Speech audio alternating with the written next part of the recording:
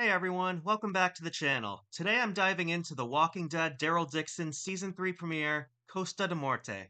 After 2 seasons of incredible world building in France, Daryl and Carol have arrived in England and are now setting out to return to America. But as you can probably guess, things don't go as planned. What we got in this premiere was part adventure, part tragedy, and part reminder that in this world, even the smallest glimpse of hope can be ripped away in an instant. One of the real highlights of the episode is Stephen Merchant's guest role as Julian, the so-called last Englishman in England. He brings this mix of humor, loneliness, and vulnerability that instantly makes you root for him. For a brief moment, he represents the possibility of a future. He has a boat, he has a willingness to help, and he gives Daryl and Carol something that feels like a straight shot home. But of course, this is The Walking Dead. The storm comes, the boat wrecks, and Julian's story ends far too soon. His death and transformation are heartbreaking, not because he was with us long, but because he was exactly the kind of person this world needs more of. It's a brutal reminder that in this universe, kindness doesn't guarantee survival. And yet, his presence lingers. He becomes part of that Rilke quote that opens the episode: I have my dead, and I have let them go. This maxim, no doubt, is going to be the thesis statement that stays with us for the entire second half of this series. Instead of reaching America, Daryl and Carol wash up on the coast of Spain, having barely put a dent in their journey home. The shift in settings immediate and eerie. From bullhorn masked raiders to nets of walkers strung overhead like grotesque pinatas, the show leans into surreal imagery that makes this new environment feel hostile and alien.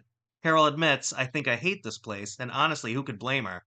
We know by now that for every step Daryl and Carol take forward, the world will throw another obstacle in their path.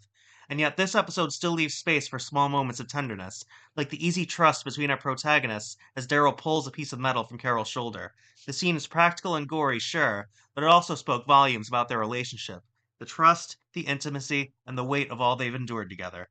What struck me most about this premiere was how it balanced futility with resilience.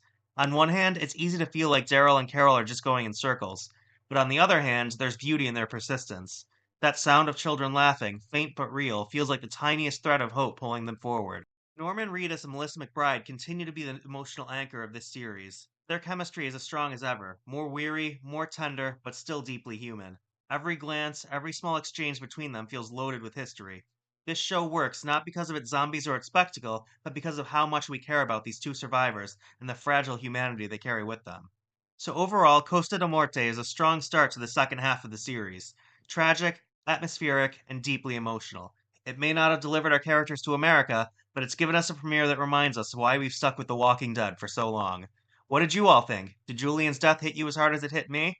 And where do you think the Spain storyline is heading? Drop your thoughts in the comments, and if you enjoyed this review, don't forget to like and subscribe for more of The Walking Dead coverage. Thanks for watching, and I'll see you next time.